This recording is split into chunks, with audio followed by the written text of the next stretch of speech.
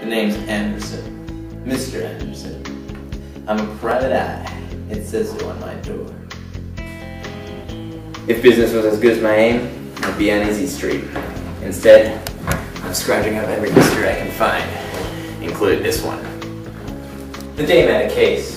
She sounded like a case herself, but I can't choose my clients. I reviewed the facts. There weren't many.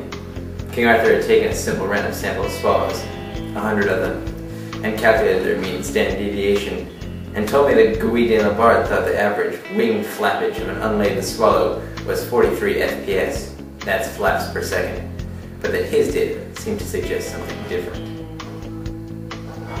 He knew that 43 FPS was not enough for a swallow to carry a coconut. He knew it had to be at least greater. Questions poured down like rain. Who was Guy de la Barre? What did he care so much about swallows? And what did wing flappage have to do with carrying a coconut? I had a feeling before the end of this, I'd be sorry I asked.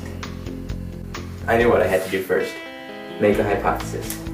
There are only two possibilities. One, Guy de la Barre was right, and the mean of the population was actually equal to the mean of Arthur's swallows. Or two, Arthur's swallows proved that the population was actually higher. That way,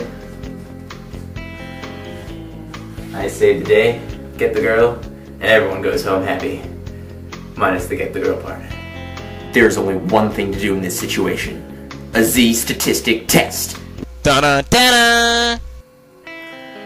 The pieces of the puzzle fell together quickly.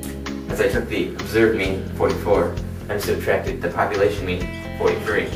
Divided that by standard deviation, 3. Divided by the square root of the sample, 100. It was simple. That left me with the answer, 3.33. There's only one person that could decipher this code, and it was Bob.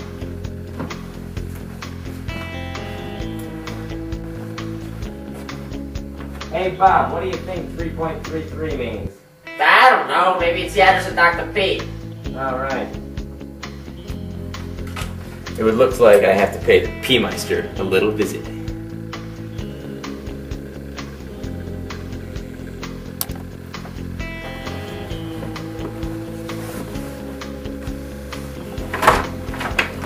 Dr. P. Hey, wait a minute, how'd you get in here? Never mind that, fiend. Give me the P-value for 3.33. I don't know what you're talking about. Don't play stupid with me. You know exactly what I'm talking about. I had him in the crushing grip of reason. Ha ha ha, it's not going to be that easy, Mr. Anderson. I had enough of this beating around the bush. Look, I've had enough of this beating around the bush. Give me the P-value for 3.33 or I'll cut your pretty little throat. Okay, I'll tell you what you want. Let's go to the chart.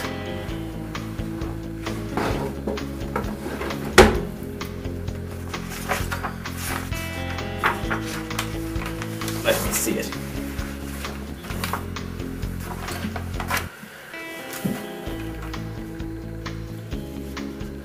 Aha! So I finally got it out of him, Dr. P. But I got the P-value. It was 0.0004. And with a P-value that low, I concluded that it was nearly impossible for a population mean of FPS of swallows to be 43, because there's only a 0.04% chance that Arthur would have observed that mean of 44, given that 43 was the actual population mean. I had to tell Arthur immediately. Arthur received the good news from Mr. Anderson, but had another problem on his hands. He needed to find the confidence interval, but he didn't have an easy way. If only there was an easier way to find the confidence interval.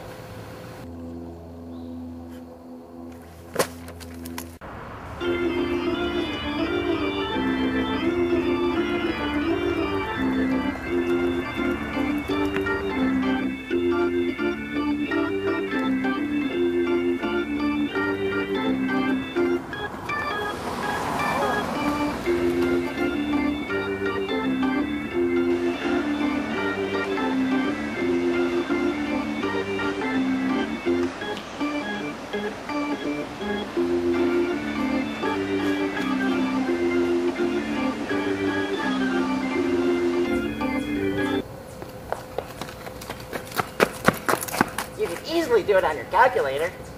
Do statistics on the calculator? Brilliant! Show me. You go statistics, go over to tests, and go down to Z interval right there, and you enter your statistics. You have a, oops, sorry about that. Let's try it again. Yeah, you go to Z interval, and then you enter your statistics. You have a 0 interval 3. You got the mean that you found at 44 and the 100. And you go to the confidence level. That's 2.95. That sounds good. And well, you just calculate it. So you got from 43.412 to 44.588. That doesn't include 43. Now armed with both the Z-test results and the confidence interval, Arthur was ready to confront the foolish Guide Lombard. Hello! Hello! Hello? Who is it? It is I, King Arthur, and this is my trusty servant Patsy. Go and tell your master that we have found the answer to his quandary. Well, I'll ask him, but I don't think he'll be too keen, you see. He's already got one. Are you sure he's got one? Oh, yes, it is a very nice, Well, could we come up and have a look? Of course not. You are silly English types. What are you then? I'm French. Why do you think I'm talking this outrageous accent, you silly king? What are you doing in England? Mind your own business. If you do not show us the answer, we'll have to take your castle by force. You don't frighten us, you silly English pig dogs. Go and boil your bottoms, you sundry silly persons. I blow my nose at you, you so-called Arthur King, and your silly English kniggets. What a strange person. Now look here, my good man. I don't want to talk to you no more, you empty-headed Foontroth wipers. I fought in your general direction.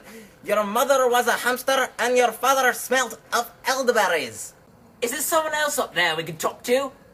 No, now go away before I taunt you a second time. Now this is your last chance. I've been more than reasonable and... Fetch a lavouche. Oh, fetch a lavouche. Right! Charge! And now on to scene 23. Oh, no, we're sorry. Unfortunately, due to the graphic nature of that scene, we will not be able to show it to you. It was, however, a smashing scene with some lovely acting, brilliant fighting, and full frontal nudity, ending with Arthur's disembowelment.